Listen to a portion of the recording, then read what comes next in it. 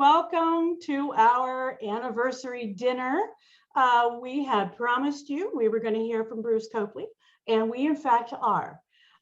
He agreed to do this at least virtually, and I just want to mention that when I was thinking about this 30th anniversary planning, there was absolutely no one else I wanted to hear from, because as long as there has been City College, where I started my program in 1990, there has also been Bruce Copley.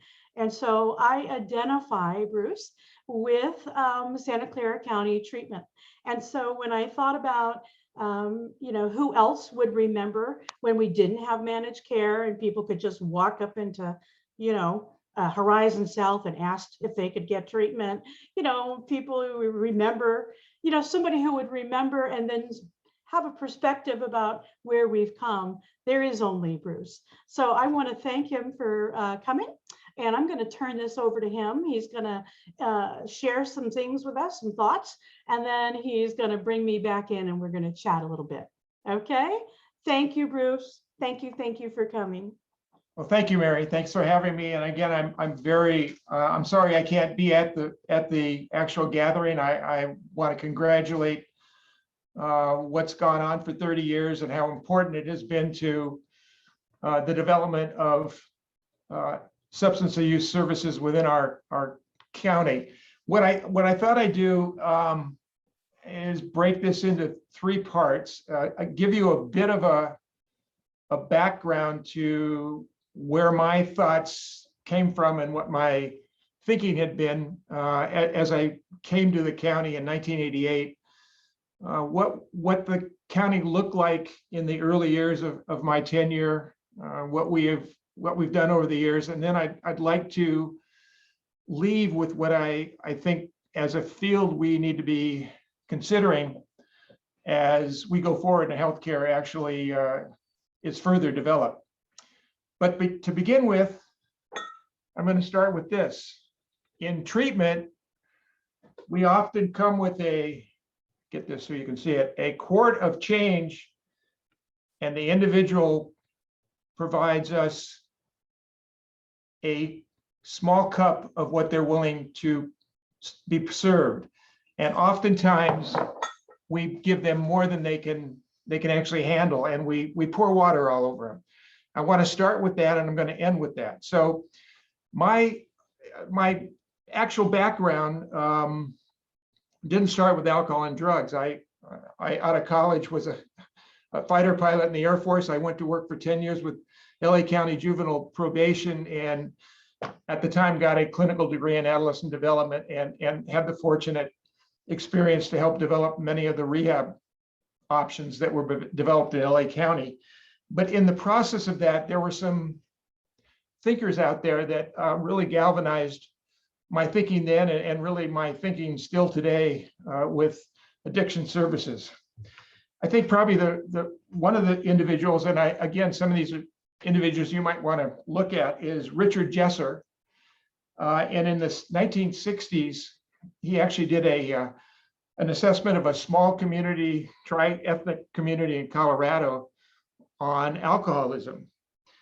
And from that, he developed his problem behavior therapy. And out of that came the development of resiliencies and deficits in individuals' capacity to address their problems.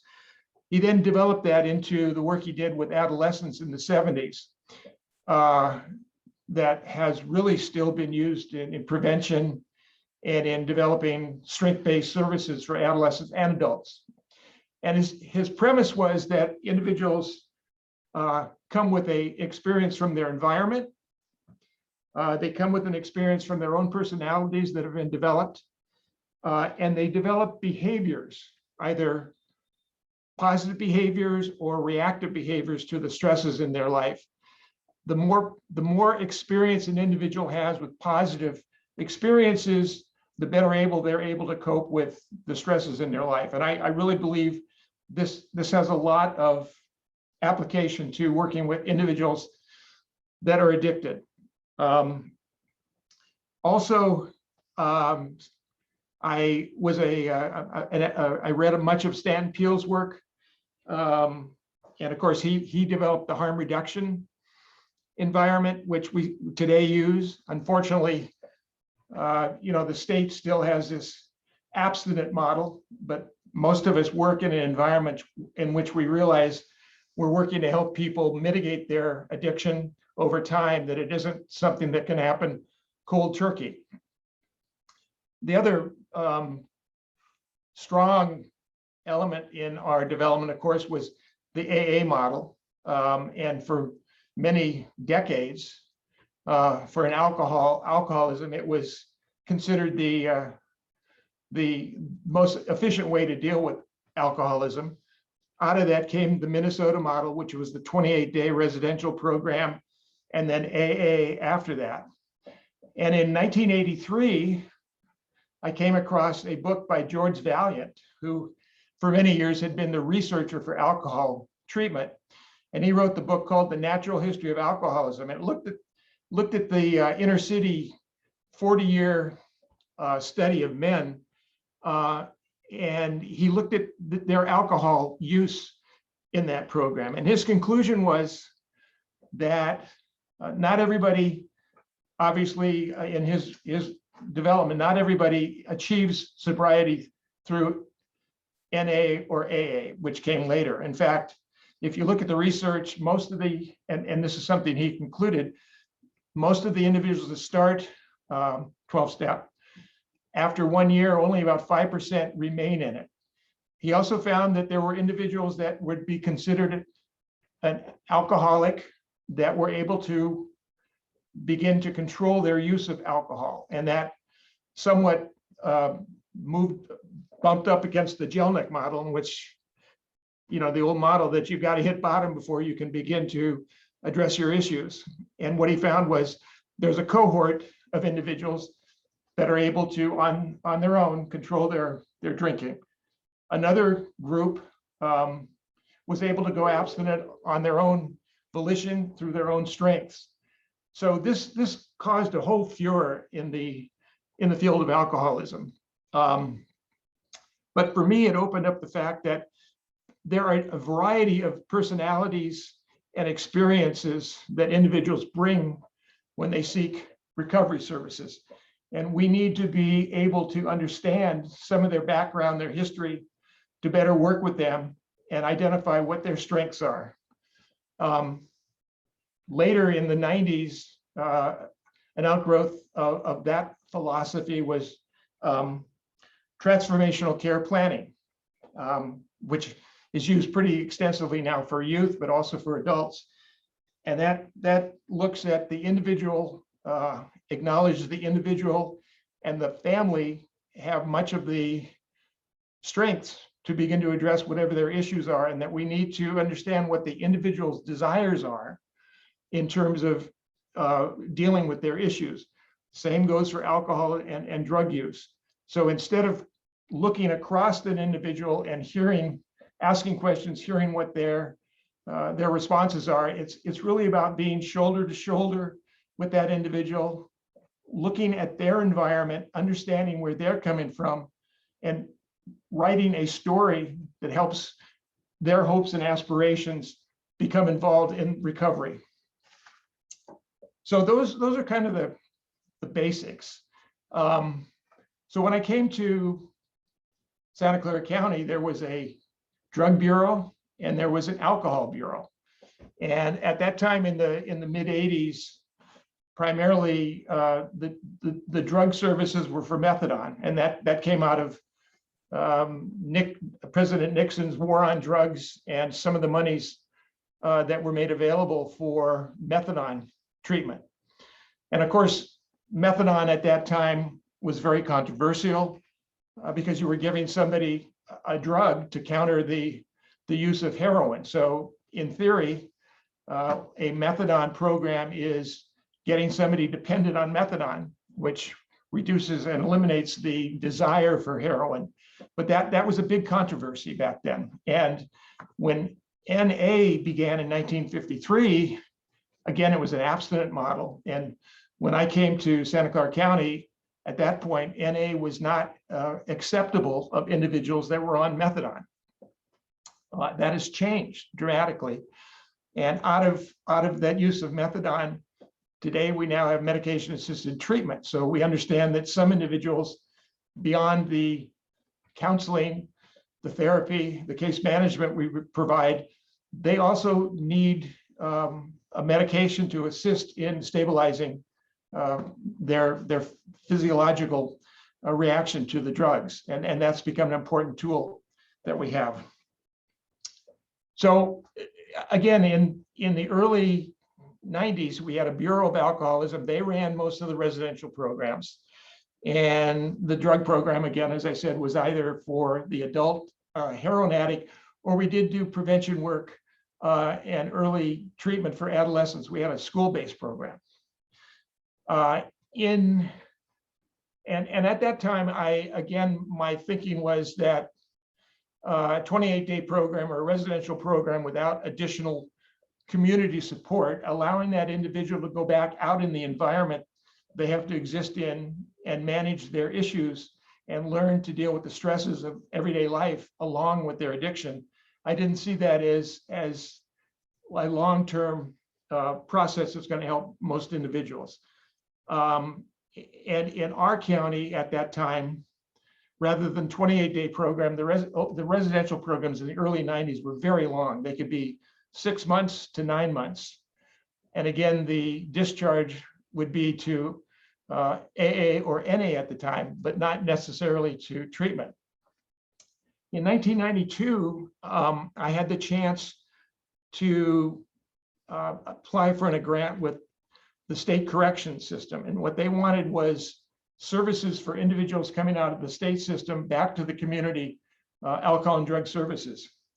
And in thinking about the idea that recovery is going to happen in the community, in the environment the person has to live in, and not from a residential stay, I put forward to them that since part of the issue was they were homeless or they were in unstable housing, I put transitional housing units in this grant. And I said that we would provide outpatient services and housing for individuals while they're in the treatment. And that would eliminate the need for long residential stays and allow for the treatment team to begin to deal with the other stressors that the individual needed to deal with to stabilize and remain abstinent or reduce their use. And that was a very successful program. The state since then has replicated it throughout the state's correctional system has replicated throughout the rest of the system. The idea that there are transitional housing units, now called recovery residence units, and acknowledged by the federal government as an aspect of treatment. So during the mid 90s, and then we integrated alcohol and drug services into one department. We began to look at how we could ensure that individuals with drug problems were able to also receive residential treatment when they needed it. And part of the change that came with that was that I asked that the residential programs would accept individuals on methadone who had co-occurring addictions and that needed residential care. That was a significant change, again, in the philosophy. And it, again, fostered the idea that there are medications that are necessary for individuals in terms of stabilization and long-term sobriety and reduction in their drug use. So that integration of the two philosophies took about 3 to 4 years. And about 1995, Bob Garner, who was my director, I asked him if he was okay with me developing a more consistent adult system of care and to look at how we could have residential and outpatient connected so that there was a traveling or a trajectory of an individual that would start in residential and then go into outpatient for some period of time and hopefully then into recovery services after that. And so with a group of providers and staff and myself, we spent about 6 months to look at what that model might look like. And from that discussion, we developed in 1996 what we called the first public managed care substance use system. And it connected all of the services together. It brought in ASAM placement criteria, which helped to identify what levels of care individuals needed. It defined residential as a stabilization and discharge to outpatient. So we fundamentally changed the idea that residential could be both stabilization and rehabilitation. Our model was rehabilitation happens in the community where the individual has to manage the stresses that can affect his or her use of drugs. That model's been in place now since 1996. It became part of the work that the state developed when they developed the ODS waiver in mid-2015, 2016. I worked with the Alcohol Association and the state to look at how we could improve services, connect services for alcohol and drug services. And much of the work looked around the experience we as a county had in having a connected system of care. The ODS waiver came out, and essentially for our county, it was simply adding some additional aspects to it. We didn't have to fundamentally change much at all, since we'd been really working that model for many years. And it remains today, it still is a very effective model. And what it really talks about is understanding the individual's needs, having a set of resources, and bringing down those resources to that individual as they need it, rather than giving them a canned program in which they had to go through certain services. There are individuals that can certainly tolerate a very prescriptive recovery service. I don't know that it necessarily gets to the core of what their issues are, and that's why I think it needs to be individual. And we need to continue to understand that we're here to understand the individual story and to reflect those persons' strengths in all that we provide in the way of services, and that there is no one model that a person can use to achieve their desired outcomes, whether that's sobriety or reduced use, different use of different substances. That is something we have to work with the individual for. The other fundamental shift that came with all of that, and this goes back, if you look at substance use, alcoholism, you can go all the way back to 1810 when the federal government and state governments began to look at what they were going to do for chronic alcoholism. And at that time, through the mid 1800s, they would put individuals in asylums and see them as essentially as unable and unfit to be in the community. As late as in the 1950s in LA County, they had what was called an honor farm for public inebriants. And that would be a 90-day program out in the hinterlands of LA County, where individuals would work the farm. They would make shoes. They would do certain other activities. The thinking was that somehow we'll put them out of their environment in 90 days, get them off alcohol, and then they can go back to their environment, and somehow magically they won't return to alcoholism. Well, that was a complete failure. And ultimately the county realized that. And again, that goes back to this idea of we provide a quart of service and the individual can only take a teacup full of advice.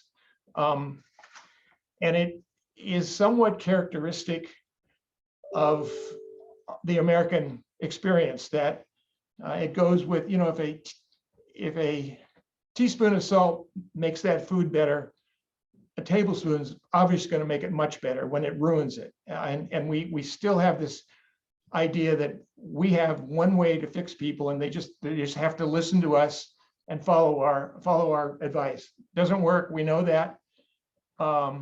We also know that recovery is a journey. It is not an immediate happening, and that individuals need some period of time typically to address their issues, to learn to manage their issues, to understand the stressors that lead to their use of drug and alcohol, and how they can cope with those stressors that doesn't include the use of drugs and alcohol.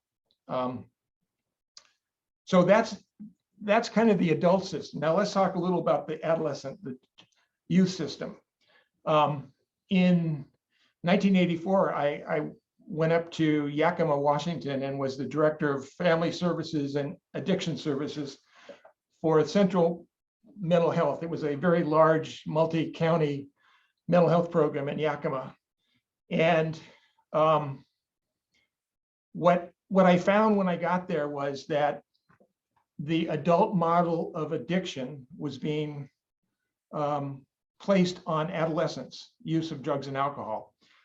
And the model again was, well, what they need is AA, NA, and complete abstinence. And what the literature showed was that many adolescents that would be deemed abusing alcohol or drugs or addicted, when they become adults, return to a non-alcohol or drug environment. And so it was important that we didn't look at young people as small adults, that we really looked at those developmental issues that Jesser spoke about and understood what their what strengths they came and what problems they had, and how to really work with the strengths to help them through their course of service. And an adolescent has many other strengths going on, and they have many other stressors that they have to deal with. So for the adolescent side, we really, and today, I'm wanting everyone to understand that you need to look at adolescents very different from adults.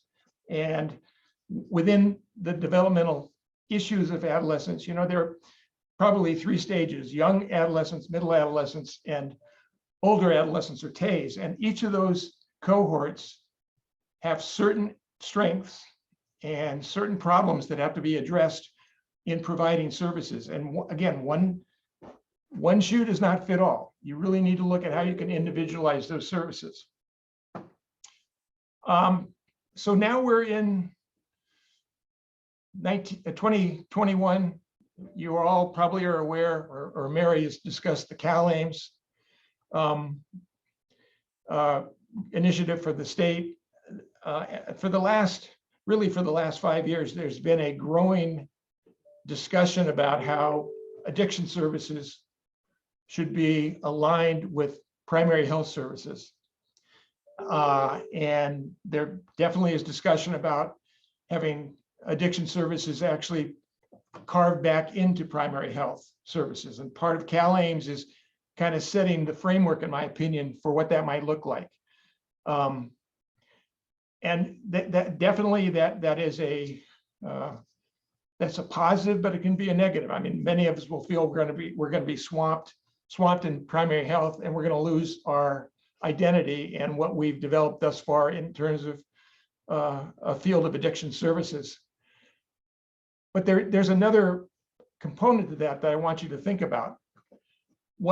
As a field, what we've become very good at is understanding motivational interviewing and understanding the stages of motivational interviewing and how we have to work with individuals to bring them to the realization of their addiction, and for them to begin to address that through their own strengths and the strengths we can provide them.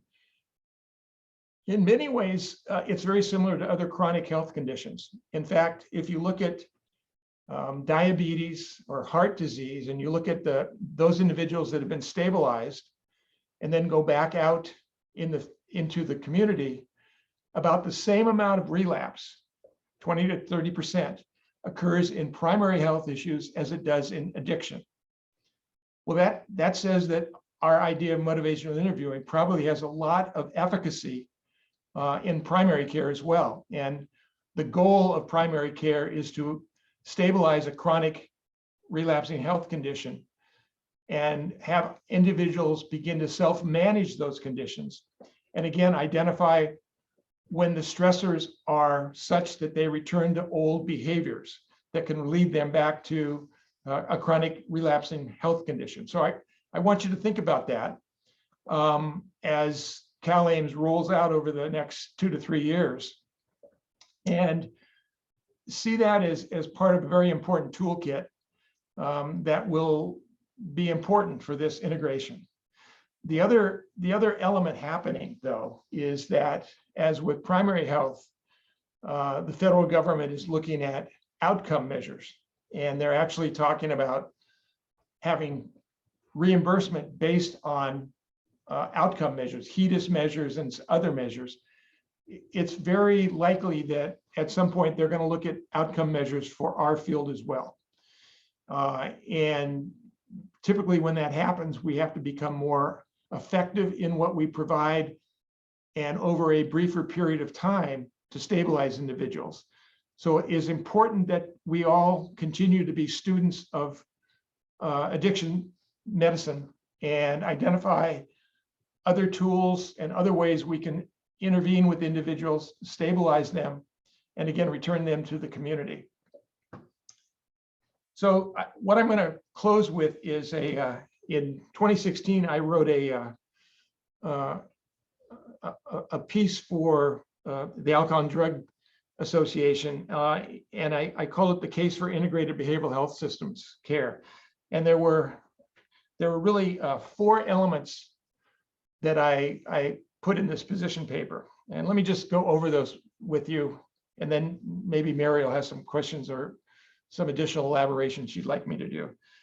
The first is the unified system of behavioral health care in Santa Clara County will provide a stronger advocacy voice at the state and federal levels as healthcare reform progresses over the next 5 years. And again, that is most definitely what we're seeing with CalAIMS. The integrated department, and this has to do with when we integrated mental health and substance use. The integrated department will provide quality-driven, cost-effective, culturally appropriate, person and family-centered behavioral health services. The management and delivery of behavioral health services so that clients, consumers, which they are, receive a continued preventive and rehabilitation services according to their need over time at different levels of care based on their ability and willingness to accept the services we're providing. And finally, self-management support to help people with chronic conditions that enable them to manage their health on a day-to-day basis. Self-management support can help inspire people to learn about their conditions and take an active role in their healthcare. Those are the 4 elements that I still believe are important. And again, if you look at the CalAIMS, that definitely, I think these are elements that they're looking at as well. So let me stop there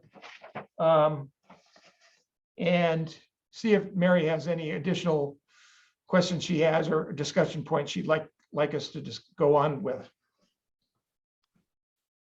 I was thinking while you were talking about the ACEs studies and the link between chronic immune system damage of chronic stress and early childhood trauma.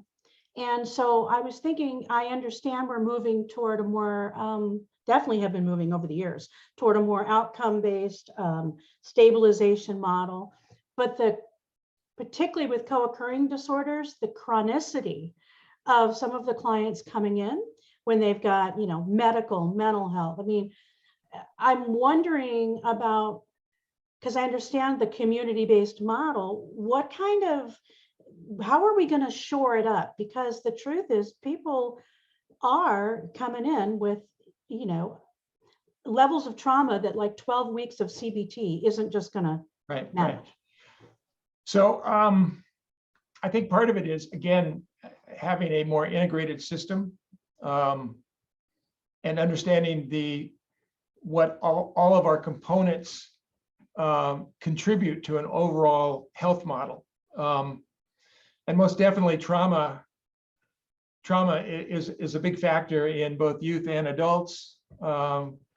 And the other thing I think about is, at some point as a health system, we really need to triage what the presenting issues are and determine what the individual's most receptive to work on, and start with that, rather than thinking we have to fix it all at once. It goes back to this versus let's see what the person's willing to put in their small cup.